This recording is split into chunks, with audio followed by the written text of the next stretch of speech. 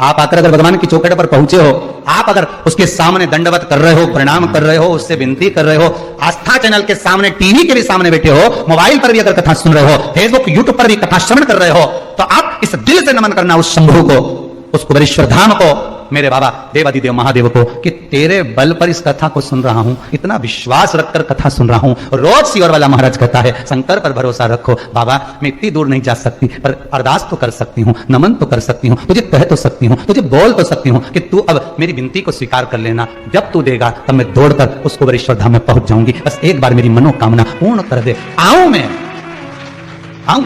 आज तू माता जी आई थी मिठाई का डब्बा लेकर, कह रही थी गुरुदेव जिस कार्य के लिए मैं पहले आई थी मेरा वो कार्य हो गया। अब काय के लिए आई? कहाँ? जबलपुर से थी शायद, बैठी होगी कहीं ना कहीं। कहाँ? हाँ ये कहाँ से आई हो? जबलपुर से। जिस कार्य के लिए आई थी मेरा कार्य पूर्ण हो गया। अब केवल आई हूं तो केवल कथा लेने के लिए आई हूं। मुझे कथा चाहिए। ये बाबा की कृपा। बैठो बहन बैठो। ये बाबा कृपा करने वाला, ओ घड़ी दयालु दातार करुणा सागर है। वो सहज नहीं है महाराज, देने वाला वो दे रहा। विश्वास है तो मेरा शंभु है, विश्वास नहीं तो शंभु भी नहीं। मानो तुम्हें गंगा माहू, ना मानो तो बहता। आप तो टीवी के सामने भी बैठे हो ना भाई, आप तो मोबाइल पर भी कथा सुन रहे हो ना मेरी बहनों, मेरे भाई। जितने लोग दिल से कथा सुन रहे हो ना, अपना जानकर शंकर को अपना मानकर कथा सुन रहे हो ना, दिल से अगर सुन रहे हो ना, तो मोबाइल पर टीवी पर वो आपकी मुराद, क्योंकि कहीं पर भी बैठकर नाम जपो खबर उसको पहुंच जाती है। ये गुजराती व्यक्ति गुजराती भाषा में बोलता है, मराठी व्यक्ति जम के तो बोलो मराठी भाषा में बोलता है, तमिल का तमिल में बोलेगा, साउथ का साउथ की भाषा में बोलेगा, सब अपनी अपनी भाषा में बोल रहा है। तो क्या भगवान विचार तो करो कितना पढ़ा लिखा होगा। तुम तो 2-4 जगह की भाषा ही नहीं जानते होगे, जानते भी होगे तो 2-4-8 जगह की जानोगे, 10 जगह की जानोगे, और कितनी भाषा, कितनी। चींटी भी बोल रही है तो वो सुन रहा है, चीटा भी बोल रहा है तो वो सुन रहा है, हाथी भी बोल रहा है, हाथी चिल्लाया आवाज लगाई तो भगवान गरुड़ लेकर पधारे। बोलो सही है कि गलत? हाथी भी बोल रहा है तो वो सुन रहा है, गरुड़ पक्षी बोल रहा है तो वो सुन रहा है, नंदी बोल रहा है तो वो सुन रहा है, हाथी बोले तो वो सुन रहा है, वो उसको सब भाषा आती है। आप कहीं पर भी जाकर किसी भी रूप में विनती करोगे वो स्वीकार कर लेगा, स्वीकार कर लेगा।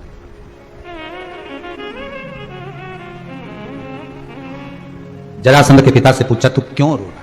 कहा संतान नहीं। बस इतनी सी बात, संतान नहीं, इतनी सी बात के लिए रो रहा है? हाँ संतान नहीं है इसलिए रो रहा हूं। भगवान ने कहा चिंता मत कर। क्यों चिंता करता है? शंकर ने कहा ये आखा फल है, एक फल मैं तुझे दे रहा हूं। अब शिव को भी पूर्ण फल पसंद है तो भक्त को भी वो पूर्ण ही देता है, अब पूर्ण नहीं देगा। ये फल ले, इस फल को रात्रि होने से पहले तेरी धर्म पत्नी के पास भेज दे, वो खाएगी, घर में ठहर जाएगा।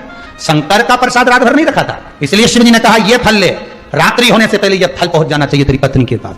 अब जहां जरासंध के पिता तप करने गए थे वहां से घर तो ना जाने कितने कोसों दूर था, कैसे जाएगा, कैसे पहुंचेगा, कैसे जाएगा?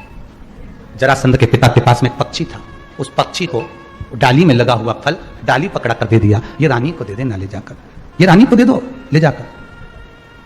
और रानी को ले जाकर दो, रानी से कहना ये फल भेजा है खा लेना, गर्भ ठिर जाएगा। रानी ने फल पाया, जैसे ही फल आया रानी ने सोचा हम राजा की 2 धर्मपत्नियां हैं, इसको यह नहीं मालूम था कि शंकर ने पूर्ण दिया है तो पूर्ण पाइए, रात्रि से पहले भेजा है। शास्त्र कहता है शंकर का प्रसाद रात भर नहीं रखा होना चाहिए, यह 16 सोमवार की कथा में भी लिखा है, संकट सोमवार की कथा में भी लिखा है। जो संकट सोमवार का उद्यापन करते हैं, शंकर की कथा को सुनते हैं, जो सोमवार का व्रत करते हैं, संकट सोमवार 16 सोमवार का व्रत उद्यापन करते हैं, वो कथा में पढ़ लेते होंगे कि शंकर का प्रसाद चूरमा हो, बेलपत्री हो, जो भी आप प्रसाद है शिव का, उसको रात भर ना रखिएगा।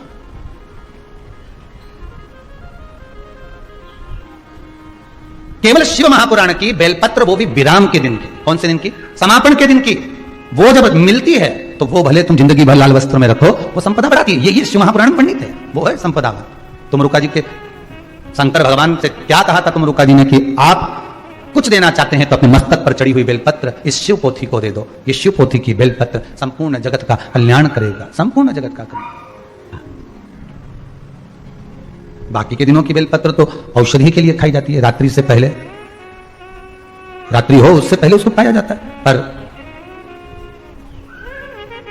प्रसाद रात भर नहीं रखा। महापुराण का शंकर का, शंकर के अनुमोदन का, शिव के स्मरण का, शंकर मंदिर का आप पाना है तो वहीं पर पा लीजिए, दे वो लाओ दे दीजिए।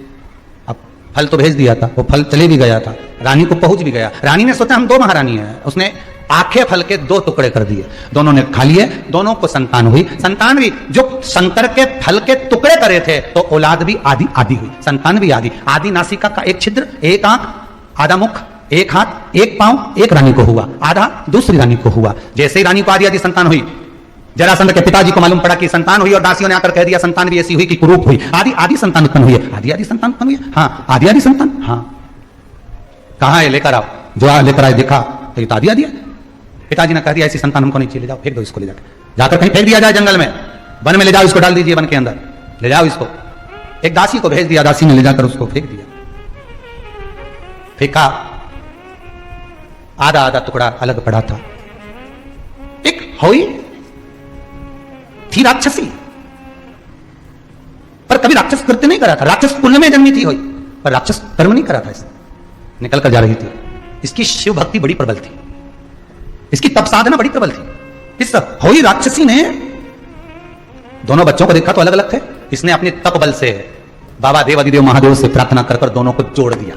दोनों को जोड़ा, लेकर गई जरासंध के पिताजी के पास में, ले जाकर कहा ये तुम्हारा बेटा है, टुकड़े टुकड़े कर अलग पड़ा था, मैंने अपने शिव आराधना से, अपनी भक्ति से इसको जोड़ दिया है, ले आओ तुम इसको रख लो। पर एक बात याद रखना राजन, तुम्हारे पुत्र को मैंने जोड़ा है, इसको कोई मारेगा तो ये मरने वाला नहीं है, पर बीच में से फाड़ कर अगर भाग अलग कर दिया जाएगा तो ये मर जाएगा। जरासंध को बार बार जोड़ा, फिर जुड़ गया, फिर फाड़ा, फिर जुड़ गया। तब भगवान ने तिनका तोड़कर भाग विभाजित करे, तब भीम ने देखकर जरासंध के बीच में से फाड़ कर भाग विभाजित कर फेंके थे, फिर जीवित नहीं।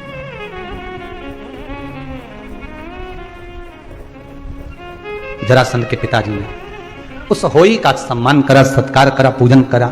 वही होई मरे हुए पुत्रों को जीवित करने लगी, इसलिए वो होई माता हो गई, अहोई अष्टमी हो गई, जिसका व्रत माताएं करती हैं। अहोई अष्टमी का माताएं भी व्रत धारण करती हैं, अहोई अष्टमी का, फिर वो अहोई अष्टमी हो गई, उसका व्रत माताएं धारण करने लगी, उसका पूजन, व्रत, साधना, तप करने लगी।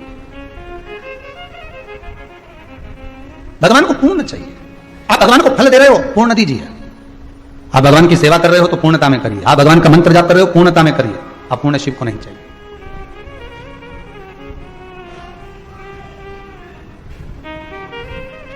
पूर्ण चाहिए।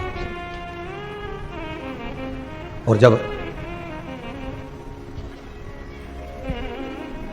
पूर्ण भरोसा लेकर, पूर्ण विश्वास लेकर आप शंकर के द्वार जाते हो तो शिव पूर्णता में ही देता है। शंकर कभी अपूर्ण नहीं देगा, शिव अपूर्णता कभी नहीं देता। एक किसी माताजी ने प्रश्न किया था कि हमारे यहां कोई कह रहा था कि जब नारी गर्भ से रहती है तो उसको शंकर जी का पूजन नहीं करना चाहिए। तो उन माताजी से हमने लिखकर भेजा था कि हमको ये जरूर बता देना कि कौन से शास्त्र में कहां लिखा हुआ है कि शिव की आराधना ना करें। गर्भस्थ नारी भी शंकर की आराधना कर सकती है।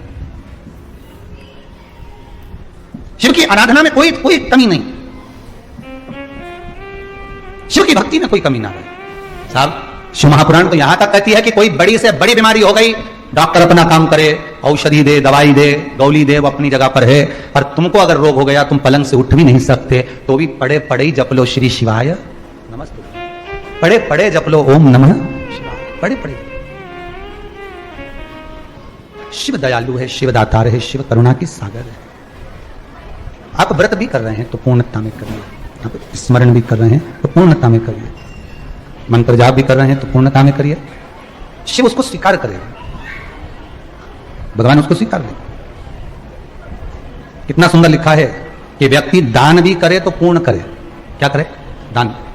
कलकत्ता में सुना था ना, आपको बताया था कि हरतालिका तीज का जो उद्यापन होता है उसमें 5 वस्त्र दिए जाते हैं। कई माताएं बड़ी चतुर होती है, तीर्थ करने जाती है तो साथ में कपड़े ले जाती है दान करने के, तो कुर्ता तो दे देती है एक पंडित जी को, धोती दे देती है दूसरे। समझना जरा, ये भी बहुत ध्यान देने वाली बात है, कोई साधारण नहीं है। बहुत बहुत चतुर चतुर माताएं होती हैं। टोपी दे देगी एक को, साल दे देगी एक को। अब उसके मन में आया कि मैंने देखो कितना जोरदार पुण्य कमाया, मैंने सबके दिया। बोले पंडित जी ने दिया क्यों दिया? अब पंडित जी बोलते हो हमें तो धोती मिली है, तो कुर्ता मिला, इसके तो ये सामान मिला, इसको ये मिला, तो ये, पर ये शास्त्र विमुख है। वस्त्र देना है तो पूर्ण दो। कैसा वस्त्र दो? पूर्ण।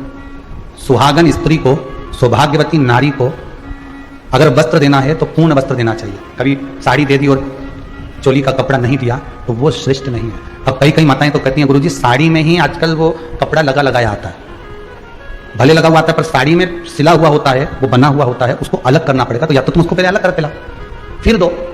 पर कभी भी सौभाग्यवती नारी को एक वस्त्र मत दो, एक वस्त्र कभी नहीं देना है। पहले भी हमने एक बार कथा में कहा था, फिर कहते हैं, जो ये आप लोग एक नया पैटर्न लेकर आए हो ना, एक नया तरीका लेकर आए हो कि जैसे करवा चौथ का उद्यापन करा, तीज का उद्यापन करा, छठ का उद्यापन करा, या कोई भी उद्यापन माताएं करती है ना सोमवार वगैरह का, तो टीकी का पत्ता रख देती है, बिंदी रख देती है, सामान रख देती है, उसमें एक ब्लाउज का पीस रख देती है। दोष है।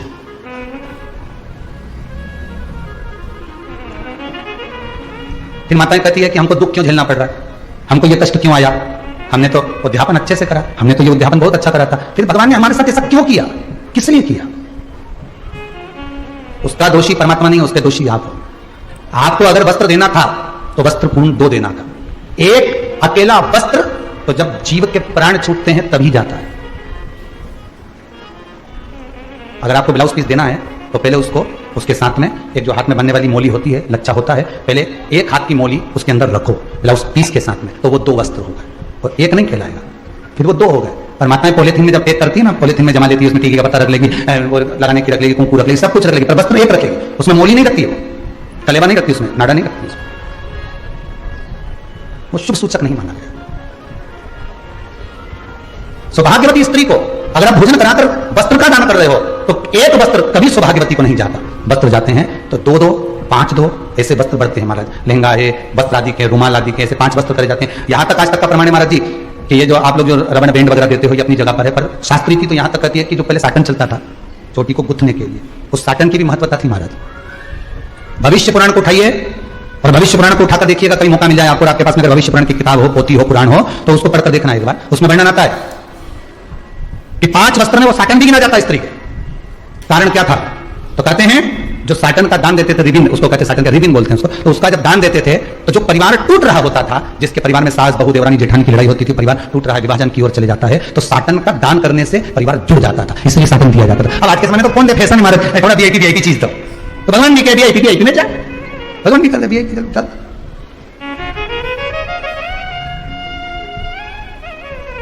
अरे क्यों पुराणों में लिख दिया कि बांस की डलिया में अनाज रखकर, सुहाग सामग्री रखकर ब्राह्मण को जब भोजन कराते हैं तो उसको बांस की डलिया, आपने पढ़ना, उसमें लिखा है, आपके पास तो किताबें होंगी उपवास की, बांस की डलिया में सामान रखकर दीजिए। बांस की डलिया, यहां लिखा नहीं कि प्लास्टिक की डलिया में पैक कर दो, यहां बांस की डलिया लिखिए। बांस क्यों?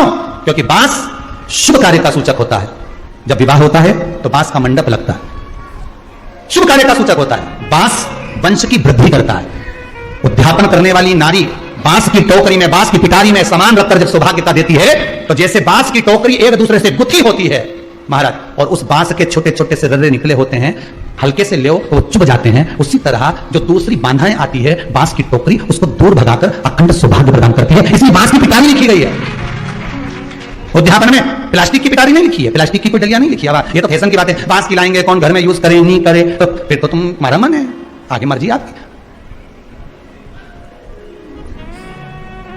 अब यूज करे कि नहीं करे तो एक काम करो ना, शंकर भगवान के दूध चढ़ाएंगे, भगवान यूज करे कि नहीं करे तो रबड़ी बना के चढ़ा दो यार, तो तुम्हारे ऊपर। और जो नियम है शास्त्र के, वो नियम हमारे यहाँ उद्यापनों में मिलते हैं, वो नियम हमारे यहाँ शास्त्रों में मिलते हैं, उस नियम से चलिए, उस नियम को धारण करते हुए चलिए।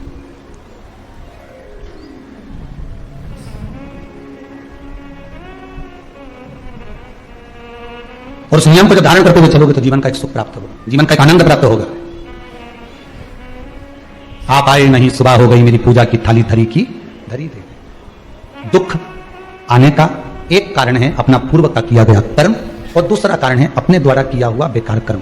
हो सकता है कभी कभी हम पूजन अर्चना सेवा आदि में भी हम कर्म बेकार कर जाते हैं, हम नहीं समझ पाते, छोटी छोटी गलतियां बहुत हो जाती हैं साहब, उन गलतियों को हम सुधार नहीं पाते, उन गलतियों को हम सुधार नहीं पाते। वस्त्र का दान देना है, आप किसी को, ब्राह्मण 4 बेटे हैं तो आप बन सके तो पूर्ण 5 वस्त्र जो लिखे हैं वैसा दीजिए, नहीं बन सकता तो 2 वस्त्र दीजिए, पहले कुर्ता पजामा दो, धोती कुर्ता दो, चाहे उसके साथ में एक रुमाल रख दो, पर वस्त्र 2 होना चाहिए, चाहे पुरुष को दो चाहे स्त्री को दो, और उद्यापन में दो तो 5 दो। कितने देना है? 5 वस्त्र का दान। कन्यादान में हमारे मौसा जी स्टील की टंकी दे रहे हैं। बर्तन कितना हुआ? जम के बोलिए जरा। 1 स्टील की टंकी दे रहे हैं।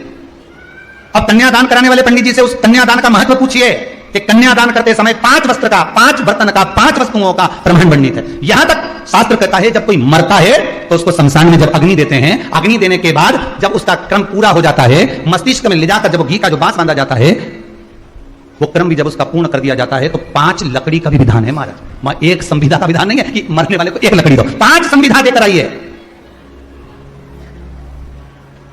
अब आज के जमाने में तो लोग मुर्दे को जलाने जाते हैं, अंतिम संस्कार करने जाते हैं, तो 1 आध लकड़ी का टुकड़ा उठा के, 1 कंडे का टुकड़ा उठा के पटक कर जाते हैं। दोष है उसका, या तो 2 मत और देना है तो 5 दो, देना है तो 5 दो।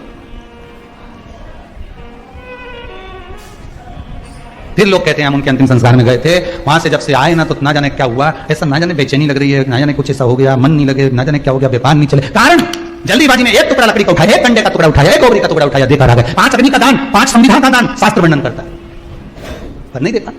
अब कितना कितना हड़ताली का तीज की कथा में लिखा, साहब 5 वस्त्र का दान दो। उसके बाद भी बामन को भोजन कराया, तो उनमें भी उन्हें धोती इनके दे दी, ने कुर्ता उनके दे दिया, ने छाता उनके दे दिया, ने टार्च इनके दे दी, सबके। और भी इतनी चतुर चतुर माताएं होती हैं, इतनी चतुर कि उद्यापन में भी थोड़ा ना थोड़ा कपट कर जाती। थोड़ा बुरा तो लगेगा भाई आपको, पर व्रत कथा चल रही है, तुम सुधरो तो ठीक और सिद्धरो तो ठीक, मर्जी तुम्हारी। व्रत श्री महापुराण की कथा चल रही है, कथा का छठा दिवस है, ध्यान रखना। कई माताएं इतनी चतुर होती है कि बाकी की सौभाग्यवती नारियों को तो 1-1 ब्लाउज का पीस दे देती है, और बाकी का पूरा कपड़ा अपनी बहन बेटी के एक जैसा बढ़िया बना के एक जैसा उसको दे देती है। हम मना नहीं करेंगे, बहन बेटी है तुम्हारी, हम मना नहीं करेंगे, दियो उसको। पर जब उद्यापन का लोटा, कलश, डब्बा एक जैसा अगर सुहागवती माताओं को दिया है, एक जाजम पर दिया है, तो उसको भी वैसा ही देना। फिर जब वो विदा हो तब भले दे देना। और जाजम पर कितना सुंदर लिखा, अग्निपुराण। अग्निपुराण में वर्णन किया गया, पहले हिंदू धर्म में नीचे बैठकर जब भोजन होता था, पंगत में होता था कि नहीं होता था, पंगत में जब भोजन होता था और परसदारी करने वाला कोई व्यक्ति गुलाब जामुन लेकर निकलता था, अपने अपने व्यक्ति को गुलाब जामुन दे देता था और बाकी के व्यक्ति को नहीं देता था। तो जितने को नहीं दी होती थी उतने का भूखे रहने का 1 वर्ष का दोष उस व्यक्ति को लगता था जिसने गुलाब जामुन नहीं दी। 1 वर्ष तक के भूखे रहने का दोष लगता है महाराज जी। आप यहाँ 4 मेहमान भोजन कर रहे हैं, हाँ आपका फर्ज है आप उनसे जाकर पूछो साहब रोटी ले लो साहब, उन्हें रोटी ले ली, दूसरे से पूछो साहब रोटी ले लो, हाँ नहीं ले, वो बात दूसरी है। और तुम तो धामा लिए, अपने वाले के 2 पटक दी और बहुत जा रहा है। फिर मैं अपना मौसा जी बैठा, उनके दे दी, मौसा जी 1 लो साहब, फूफा जी तुम लो साहब। अब तुमने मौसा जी ने फूफा जी तुमने तो दे दी, पर तेरा क्या होगा रे कामयाब? अपना कल अंदाजा लगा कि तुम्हें मौसा जी के खिलानी, फूफा जी के खिला दी, बाकी का जो बैठा था एक काका जी क्या, इनके कौन देगा? अब उनको देकर उनके सामने तो खुश हो गया, क्या मौसा जी के खिलाए, मौसा जी भी खुश हो गया, हमारा भतीजा कितना जोड़ा, हमारा बहन का छोड़ा कितना जोड़ा, लाके मेरा भंजा ने मेरे को खिला दी। पर ये बाकी को नहीं खिलाई, इसका पाप, इसका दोष किसके माथे? और ऊपर से कि हम तो खूब पुण्य कमाए, पाप बहुत सारे हैं साहब, हिसाब लगाओगे तो मालूम पड़ेगा कि गलती कितनी हो गई, कितनी गलती हो गई। यहाँ लिखा है, उस गलती को तो ढूंढो। अपने तो अंदर गाय की रोटी के लिए खूब पुण्य कमाया, हमने तो पंडित जी के दान दिया, हमने तो खूब पुण्य कमाया, यहाँ पाप का हिसाब तो लगाओ, ढेर सारा मिलेगा। देव वस्त्र का दान, देव तुम्हारी मर्जी पड़े वो दान दो। इसलिए करवा चौथ के उद्यापन में लिखा है,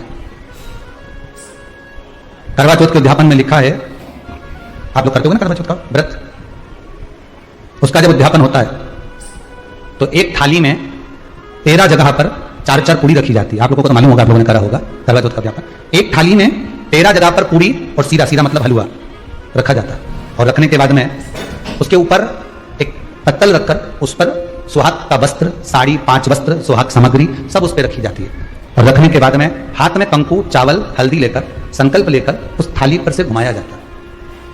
कामना करी जाती है, हे चौथ माता, हे करवा चौथ, हे चतुर्थी माँ, मेरे जीवन में मैंने आपका व्रत करा है, मेरे इस व्रत को स्वीकार करना, मेरा सौभाग्य का, मेरा मांग का सिंदूर, मेरी भाल की बिंदी, मेरा हाथ का चूड़ा, मेरी पांव की बिछोड़ी, इसको अमर करना माँ। और जो ये वस्त्र मैं दे रही हूं, इस वस्त्र को मैं जो प्रदान कर रही हूं चौथ माता, इसको स्वीकार कर कर मेरी भी चुनरी को लाल बनाए रखना। तब उस साड़ी को, उस वस्तु को, उस सामग्री को उठाकर घर की वृद्ध सास को, जो घर में सासू होती है, उसको दिया जाता। सास नहीं हो तो किसी सौभाग्यवती नारी को दिया जाता। उसके बाद में आप फिर ब्राह्मणों का भोजन कराओ, बड़े प्रेम से बुलाओ और ब्राह्मण ब्राह्मणी का भोजन कराओ। अब आज के जमाने में जो करवा चौथ का उद्यापन होता है, उसमें जब समाज की माताएं उद्यापन करती है तो केवल स्त्री स्त्री को भोजन करा देती है, पुरुष को नहीं कराती। पर करवा चौथ के उद्यापन में लिखा है कि ब्राह्मण का भोजन होना चाहिए, उसके साथ सौभाग्यवती नारी आए उसकी पत्नी। पर अपने तो सोचा कि चौथ माता का उद्यापन है तो केवल स्त्री स्त्री को खिला, उद्यापन का पुण्य फल मिल जाएगा। नहीं, उसका सुख नहीं, उसका आनंद नहीं।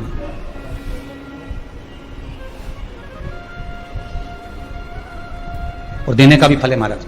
करवा चौथ का उद्यापन करो तो भोजन करने उसको बुलाओ जो अपने घर का हो, उसको उद्यापन में नहीं गिनो। अपने घर के लोगों तो ऐसे भोजन करेंगे, घर का व्यक्ति तो ऐसे भोजन करेगा ना, पर अपने उन्हीं को गिना, नहीं हमारी बड़ी दीदी के गिन लो, छोटी दीदी के गिन लो, भांजी के गिन लो, उसके गिन लो, उसके गिन लो, 13-14 ऐसे इकट्ठा कर लिया साहब, ये अपने इकट्ठे हो गए, ये तो अपने हो गए। ये तो तुम उद्यापन करोगे तो घर में इनको तो जिमाना ही पड़ेगा क्योंकि तुम्हारे रिश्तेदार है। दूसरे को जिमाकर जब हम दान देते हैं, दान उसको लगता है जो दूसरे को दिया गया।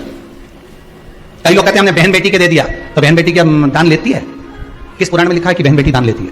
हमको वो भी बताना कि बहन बेटी दान लेती है, क्योंकि बेटी तो खुद कन्यादान में जाती है। बेटी का कन्यादान होता है, वस्तु का दान नहीं। बेटी खुद दान में दी जा रही है कन्यादान में। बेटी कभी दान नहीं लेती महाराज, बहन बेटियां कभी दान नहीं लेंगी।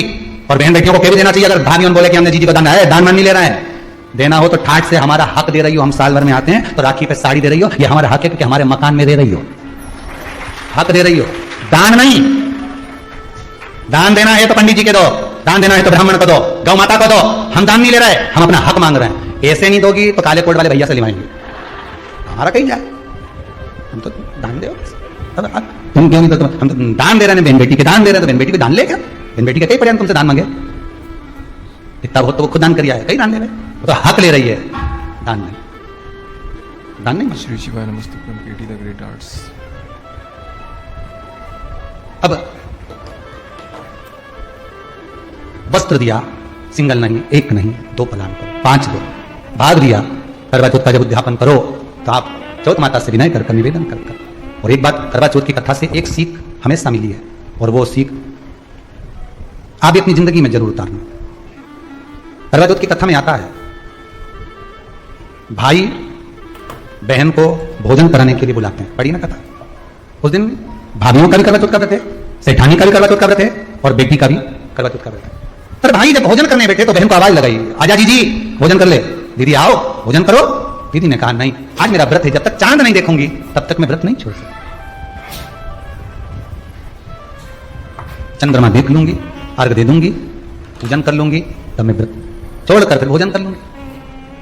भाई भोजन की थाली से उठे, भोजन की थाली से भाई उठे। सबने विचार कर लिया, काम करो, जीजी भोजन नहीं कर रही है, दूर जाकर वहां आग लगाओ, टेकरी के ऊपर आग लगाना, एक चलनी इतनी बड़ी ले जाओ, उस चलनी को दिखाना आग में। मैं जीजी से कह दूंगा, वो चांद निकल गया, जीजी अर्घ दे देगी, अर्घ दे देगी, भोजन कर लेगी। बेचारी कब की भूखी, सुबह से उसने कहीं खाया नहीं। ये व्रत वाले दिन सबको बहुत दया आती है, बाकी के दिन कहां चले जाते हैं। थोड़ी कथा तो थोड़ी तुमको लगेगी कि सियोर वाला महाराज बहुत अड़ी टेढ़ी बात है, लगे तो लग जाए, अपने कहीं चिंता नहीं। पर कथा जिस तरह से बातें उसी तरह से बातें, अच्छी लगे तो सुनो, ये तो रिमोट हाथ में धरा, दादा पलटी दो, कहीं का दूसरा महाराज आ जाओ, वो के सुन लो, उसमें कई टेंशन नहीं, अपने रत्ती भर भी हो, हाथ में रिमोट धरा है, वहीं की वहीं पलट दो। जिस दिन तुम्हारा व्रत होगा उस दिन पति के विचारन के इतना दया आए, तेरा व्रत है, ले कुछ खा ले। क्यों कर रही है? कौन ने कहा तेरे को गुरुवार का व्रत करने का? कौन ने कहा तेरे को सोमवार का व्रत करने का? कौन ने कहा तेरे को ये करने का? वो व्रत करे, ये तो व्रत करे ने भेरू का पारा चढ़े, ये समझ लिया। कौन की तेरे को व्रत कर? कौन बोला? अब ले एक टाइम तो भोजन कर ले। अब कितनी दया आ रही के, और यूं रोज दुकान पे अकेला कचौड़ी खा के आ जाए तब नहीं बोले ले जाऊं, तब फोन लगा के बोल देता, दुकान के कचौड़ी आई ना मक्का की भुट्टा की, जोरदार बनी है, ले आऊं कि अभी आऊं मैं गाड़ी लेके। एक बार फोन नहीं लगाया कि एक बार लगा दिया, अकेला ही निपटाया आया, ठेला पे जाके मीन क्या बोले, चाउमीन खाई गया, सब खा गया।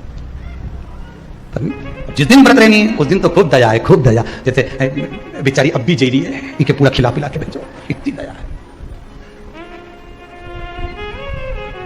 ये बड़ी बड़ी विचित्र बात होती है। इधर ये एक जगह पर कहीं गए थे, वो जजमान चले गए तो बहुत अच्छे परिचित थे, नहीं जाते तो अच्छा नहीं लगता। अब गए तो वहां पहुंचे तो बाबा जी को लिटा कर रखा था, और घर की बहुएं आ रही थी और उनको दही पेड़ा मुंडा में खिला रही थी। अब मरा हुआ व्यक्ति मुंह में कैसे दही पेड़ा जाए, तो सब में भरता जाए, भरता जाए, भरता जाए, जो आए आंख में आंसू,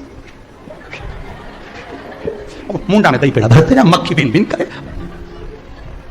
अब हमसे नहीं रिया, तो हमने एक को कह दिया, तू मत खिलाना दही पेड़ा, पानी पिला के जा। तो क्यों खिला? जिसको दही पेड़ा खिला रहे हो उसकी बात कभी सुनी तुमने? जब जब वो टोकरा, तब जब वो बुढ़ा व्यक्ति मिलता था, एक ही बात कहता था, गुरुजी 5 बउए हैं पर आज तक मुझे गर्म रोटी नहीं दी, और मरने के बाद दही पेड़ा खिला। और बबी आंसू, क्या होगा? कोई फायदा नहीं थी। मन चंगा कठोते में गंगा। तुम तो जीते जी दही पेड़ा खिलाते नहीं। एक बार काका जी ने बोली तो आज मैं दही लाई हूं, 1/2 किलो साहब तुमको दूंगी, बढ़िया जोरदार, उन्हें पेड़ा मिला के दूंगी। तो मरने के बाद पेड़ा की जरूरत पड़ेगा? जीते जी खिला दो एक बार, प्रेम की वाणी जीते जी बोल लो, मरने के बाद कुछ सुनने की जरूरत नहीं, कुछ पढ़ने की जरूरत नहीं, जीते जी जो स्मरण हो गया उसके बराबर कोई सुख नहीं, कोई सुख नहीं है उसके बराबर। अब दया आ रही है भाइयों को, करवा चौथ की कथा बहुत ज्ञान की कथा है। कभी माताएं तो आप तो पढ़ती होगी, तो चलनी में मुंडा देखने से पहले तो पढ़ी जाए, उसके बाद मुंडा देखा जाए, उसके बाद मुंह देखे चलनी में, ने तिलक करें, ने फिर आरती उतारी, ये तो सब बात का छत के ऊपर का सारा प्रोसेस बात कर। नीचे तो जब तुम पूजन करो तो उस समय पे किताब पढ़ने पड़े, और उसमें लिखा ने भाई उनके दया आई तो बहन के खाना खिलाने के लिए चलनी ने आग जलाकर दिखा दी। तो इतने में बहन ने अर्घ दिया तो भाभी हम खड़ी थी, हाथ जोड़कर कहा जी जी तुम्हारे भाइयों ने तुम्हारे लिए वहां आग लगाई है और चलनी में मुख दिखा रहे हैं, मत अर्घ दो, ये झूठा है अर्घ, तुम ये चांद नहीं है भाभी। जी जी मानो तो ननंद को समझाया, और प्रेम इतना ज्यादा था भाई बहन का, सुनी नहीं। कभी कभी भाभियां ननंद को समझाती हैं, क्यों लड़ लड़कर वापिस आ जाती हो, तो नंदों को लगता है हमारी भाभी तो हमारा पक्ष ही नहीं ले रही, पक्ष नहीं ले रही, तुम्हारे को जोड़ना चाहती है भाभी, इसलिए करे जी जी जरा जरा सी बात में दौड़ दौड़ के मायके मत आया करो।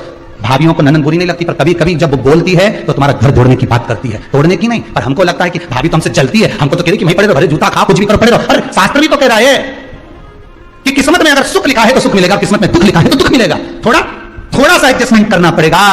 बार बार मायके वालों को अपने बीच में मत लाओ। हाँ राखी पे जाओ तो पूरी सुना के आ जाओ, मना नहीं है, पर जरा जरा सी बात में बस रसोई घर में काम करती जाए।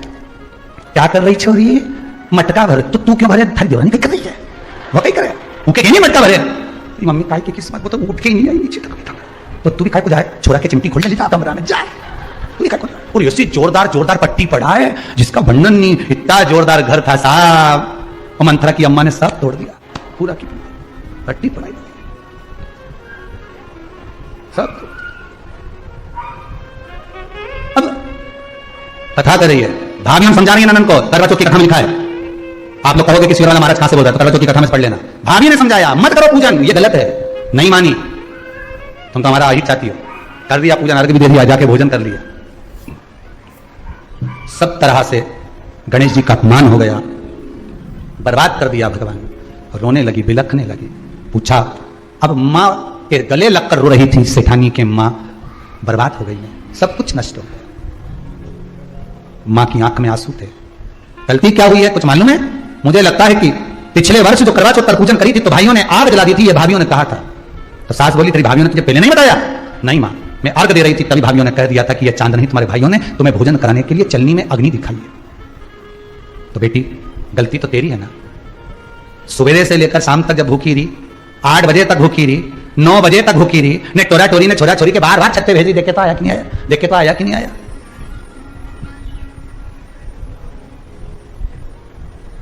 एक न्यूज चैनल पे आ रहा था, एक न्यूज चैनल वाला किसी का इंटरव्यू ले रहा था, उससे पूछा भैया व्रत आपका है कि आपकी पत्नी का है? पत्नी का है। तो आप बार बार उठ के छत पे क्यों जा रहे हो? चांद देखने के लिए। अच्छा, तो व्रत पत्नी का है तो चांद देखने तुम क्यों जा रहे हो? सुबह से मुझको भी कुछ नहीं दिया है, इसलिए भगवान से प्रार्थना कर रहा हूं जल्दी निकल जा दादा। मैंने कहा था मेरे लिए कुछ बना दे, तो क्या अकेले के क्या बनाऊं? इसलिए दोनों का शाम के साथ में बनाएंगे। व्रत तुमने अपमान कर दिया गणेश जी का, ऐसा पिछली बार गलती हो गई मुझसे, वो गलती कैसे स्वीकारूं मैं, कैसे सुधारूं मैं, कैसे गलती को सुधारूं? गलती को सुधारने के लिए मट्टी के करवे के साथ में शक्कर का करवा रखा जाता है, ध्यान दीजिएगा। शक्कर का करवा जानते हो, वो मीठा जो करवा होता है, मीठा जो करवा होता है वो कब प्रयोग में करा जाता है? या तो पहली बार करवा चौथ का व्रत उठाते हैं उस समय पर, या फिर उद्यापन के समय पर, या फिर कोई गलती हमसे हो गई तो मिठाई का जो शक्कर का शुगर का जो करवा होता है उसको भरा जाता है कि मेरे से पिछले वर्ष जो गलती हो गई, क्या गलती हो गई भगवान, बस उस गलती को संवारने के लिए उसको भर दिया जाता है। मिलता है बाजार में, आपने देखा कि नहीं देखा वो पता नहीं, पर मार्केट में आता है शक्कर का करवा, शुगर का करवा भरा। गलती भाइयों ने निकाली, कभी कभी हमारी सहानुभूति, कभी कभी हम दूसरे को समझाने के चक्कर में अपना तत्व दिखाने के लिए गलती कर जाते हैं, अपना तत्व दिखाने के लिए। 16 सोमवार का उद्यापन कब होता है? प्रदोष काल में, शाम के समय। हम पूजन करने कब बैठ जाते हैं? दोपहर में 12 बजे, 1 बजे। हरतालिका तीज की पूजन का पहली पूजन कब होती है? प्रदोष काल में, प्रदोष की बात करते रहो। कई लोग पूजन कर ले दोपहर में 2 बजे, चाय पीना पड़ेगी, भूख लग रही है, कुछ खा लूंगी, मना नहीं, पर समय का भी तो भान करो। दुकान खुलने का भी समय होता है 8 बजे, दुकान बंद करने का समय होता है 10 बजे, कथा का समय होता है 2 बजे से 5 बजे तक, सबका एक समय होता है कि कितनी बजे से कितनी बजे तक रहेगा। उसी तरह हर पूजन का विधान है, समय है। सुबह 4 बजे से लेकर रात्रि के चंद्र आए जब तक आप भूखे रहते हो करवा चौथ के दिन, फिर जल्दी किस बात की है? क्यों इतनी जल्दी है? वहां जाओ, वहां देख के आओ चांद आया कि नहीं, वहां जाओ, वहां देख के आओ चांद आया कि नहीं आया। अगर भगवान को दर्शन देना है और तेरे व्रत में अगर प्रबलता है तो भगवान तो छत के ऊपर जाकर खड़ा हो जाएगा। तो विश्वास तो रख, भरोसा तो रख, पर विश्वास ही नहीं, भरोसा ही नहीं, तो कहां प्राप्त होगा? कैसे प्राप्त हो? हम उपास तो कर रहे हैं, ऐसा कोई व्यक्ति नहीं जो व्रत नहीं करता, उपास नहीं करता, व्रत धारण नहीं करता, करते हैं, पर एक विश्वास नहीं जोड़ पाते, हमारा भरोसा नहीं रहता, हम भगवान पर विश्वास नहीं कर पाते।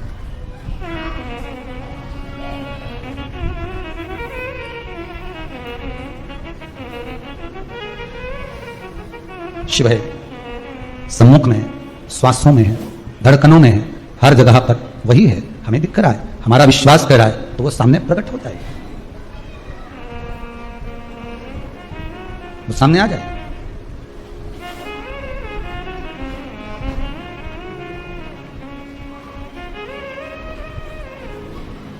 ओंकार कहो, ओंकार कहो, शंभु नाम बिना उद्धार नहीं। शिव शंकर अवघड़ी, दयालु, दातार, शंकर, करुणा सागर, उसका नाम मात्र ही हमको सुख प्रदान कर देता, नाम मात्र। बस इस हृदय को उस परमात्मा से जोड़ना, इस चित्त को उस भगवान से जोड़ना। शिव का स्मरण कर रहा है, करुणा सागर शिव की कथा कर रहे।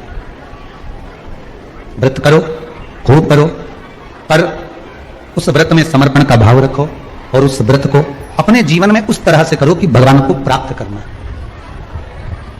भगवान को पाना है। तारकासुर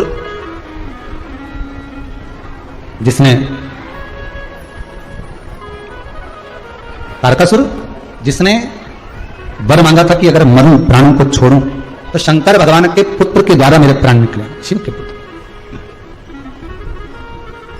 ये भी तो एक व्रती है, ये भी तो एक उपवास ही हो गया ना, एक व्रती हो गया, एक उपवास हो गया, व्रत हो गया कि अगर मरूं तो शंकर भगवान के पुत्र के द्वारा, भगवान शंकर के पुत्र के द्वारा प्राण छूटे।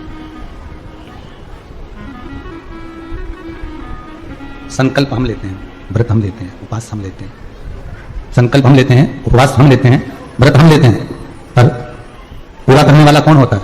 जम के बोलिए जरा। देव अधिदेव महादेव। व्रत अगर पार्वती जी ने लिया है, व्रत अगर पार्वती जी धारण करी है, उनके व्रत को पूर्ण करने वाला भी तो शिव ही है। 5 अगर पशुपति व्रत आपने उठाए हैं तो उसको पूर्ण करने वाला भी तो शंकर ही है। इसके सही कौन? शिव के सिवा कौन करेगा? 16 सोमवार यदि आपने उठाए हैं तो उसको भी पूरा करने वाला शंकर ही। जिस व्रत को आप कर रहे हो उस व्रत को पूर्ण भगवान ही करता है। एक दिन तुम बिना खाए पिए, बिना पानी पिए, बिना राल मुख में लिए एक दिन रहकर बताए कोई? बहुत कठिन है।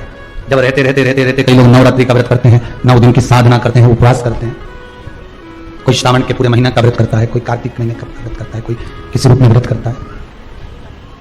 कई लोग उस व्रत को उठाया आपने, उस व्रत को लिया आपने, पर पूर्ण करना उसका काम। तेरे मंदिर में आना मेरा काम है और बिगड़ी बनाना तेरा काम। कई लोग शिव महापुराण की कथा ऑनलाइन करवाते हैं या कथा लेते हैं या अपने गांव नगर में करवाना चाहते हैं, करवाते हैं तो कहते हैं गुरुजी कथा लेना है। हमसे ये कहते हैं कथा ना तो आप लेने वाले हो, ना हम बांचने वाले हैं, ना आप करवाने वाले। करवाने वाले भी शिव है, कथा लेने वाला भी शिव है और बांचने वाला भी शिव है। हमारी सामर्थ्यता नहीं है, हमारी सामर्थ्यता नहीं कि शंकर की कथा को हम बांच सकें। आपकी सामर्थ्यता नहीं कि 3 घंटा आप टीवी के सामने एक जैसा देखकर कथा सुन लो।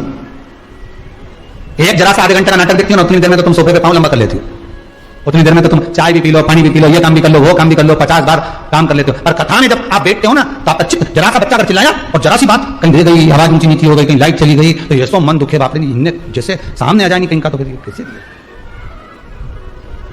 कथा सुनने वाला भी शिव है, बांचने वाला भी शिव, सुनने वाला भी मेरा देवाधिदेव महादेव, और कथा करवाने वाला भी शिव। हम तो निमित्त है, मात्र निमित्त। तारकासुर ने एक संकल्प लिया था कि अगर मैं मरूं तो शंकर जी के पुत्र के द्वारा मरूं, भगवान शिव के पुत्र मुझे मारे। अब देखो भक्त तो संकल्प लेकर बैठ जाता है और पूरा शंकर जी को ही करना पड़ता है। अब देवताओं ने समय जाकर निमंत्रण दिया, भगवान शिव से विनती करी, भोलेनाथ, त्रिकालदर्शी, कैलाशी, अविनाशी, हे प्रभु, हे दयालु, हे दाता। भगवान बोले क्या बात है, क्या हो गया? अरे ये तारकासुर उपद्रव मचा रहा है और मरेगा तो आपके पुत्र के द्वारा मरेगा। भगवान शंकर तो नेत्र बंद करके बैठे। अब भगवान नेत्र बंद करके बैठे तो उनको जगाए कौन? तो जगाना तो पड़ेगा क्योंकि संकल्प भारी है।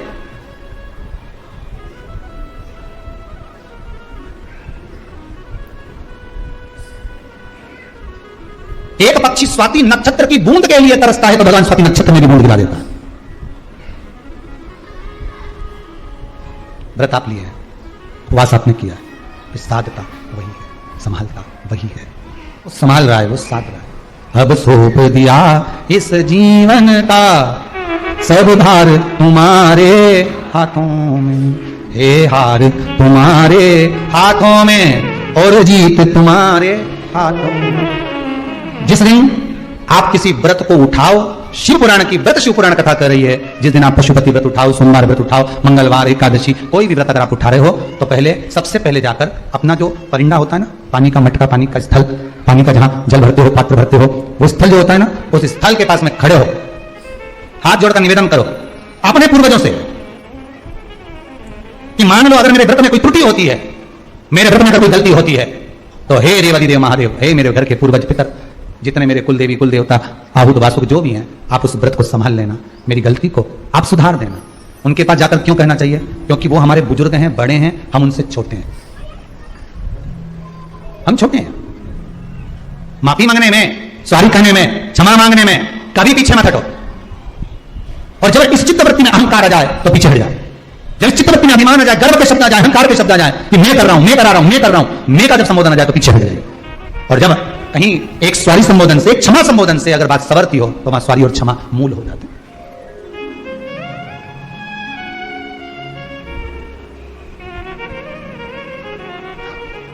आज शिव पुराण की कथा करिए। तारकासुर ने नियम लिया, उसके लिए देवता सारे हिल गए, शंकर भगवान को जगा दिया, जगाया, उनका तेज पुंज ले जाए, गंगा जी को दिया। गंगा जी पुत्र उत्पन्न हुए षडानंद कार्तिकेय, जिनके 6 मुख थे,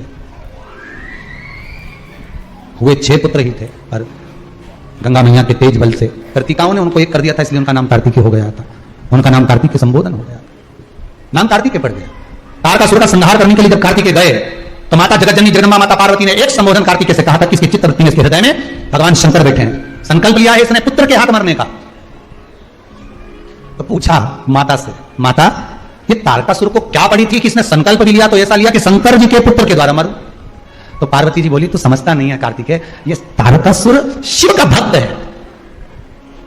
भले असुर है, भले राक्षस है, पर शंकर का भक्त है ये, तो शिव का भक्त है। तो माता कहती हैं, जो जिससे स्नेह रखता है ना, जो जिससे प्रेम रखता है, उसको वो फिर कभी दुखी नहीं देखता। तारकासुर को भी मुझे लगता है भगवान शंकर को देखते होंगे कि भोलेनाथ जी ने सती मैया जब से जलकर भस्म हुई हैं, माता सती जब से जलकर भस्म हो गई हैं, भोलेनाथ जी अकेले रह रहे हैं, तब साधना में रमे हुए हैं, तब साधना में लगे हुए हैं। तो हो सकता है कि तारकासुर को अच्छा नहीं लग रहा होगा, इसलिए तारकासुर ने यह वर रख लिया, यह वर मांग लिया कि मैं मरूं तो शंकर के पुत्र द्वारा मरूं,